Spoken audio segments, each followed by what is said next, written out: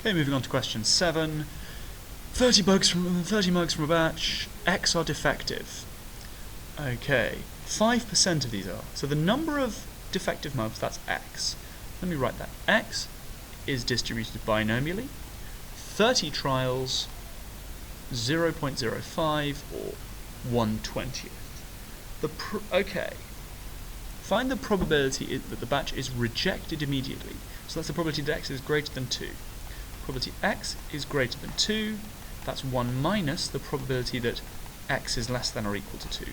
Now you could calculate that really laboriously as X is equal, the probability that X equals 2 or equals 1 or equals 0, which is possible for binomial things. But actually this probability, X less than or equal to 2, just lives in the tables.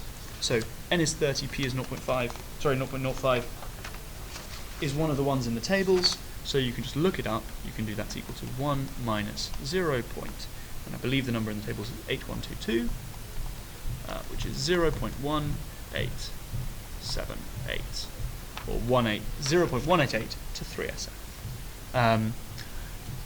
So how does the batch get rejected in total? Well, 5 marks. Scary.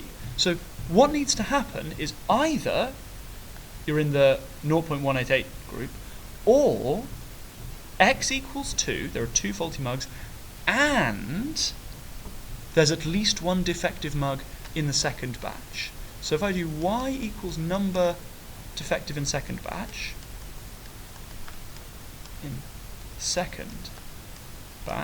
then Y is another binomial variable. Y is distributed binomially. 15 is the sample size now, still 0.5. Why have they done that, by the way? Because 15 isn't in the tables. So that's why they've set it up this way. So you have to use the formula here. So chance of rejection, that's the chance you get rejected immediately, 0.1878, plus the probability that X is exactly equal to 2 times the probability that Y is greater than or equal to 1.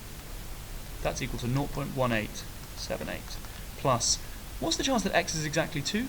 You can do this using the tables. Chance X is less than or equal to 2 minus probability X is less than or equal to 1, but I'm going to prefer to do it exactly using the formula.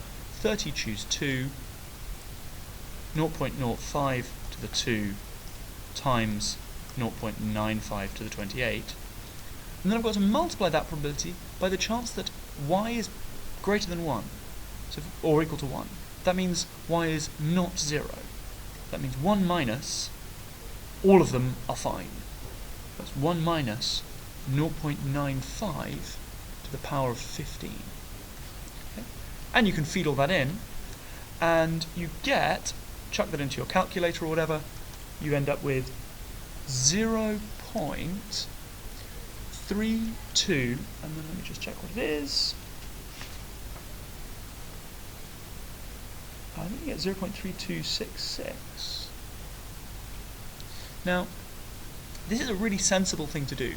It's a show that question, so you're very scared of being taken for an idiot who's reverse engineering the answer. If you give more accuracy than they've given you, and this last decimal place is correct, then that strongly implies you've done the correct thing. It's a really sensible idea, and then equals 0.327 to 3SF as required. Okay, so that's a little tip. If you're asked to show something correct to 3SF, calculate it to 4 or 5 SF, and then the marker knows that you've done it correctly.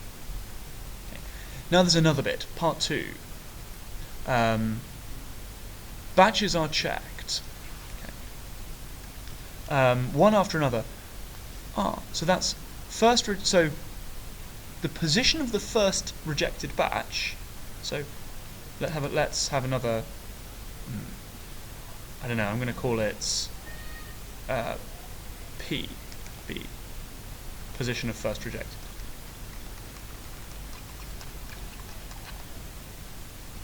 Okay. This is a geometric thing.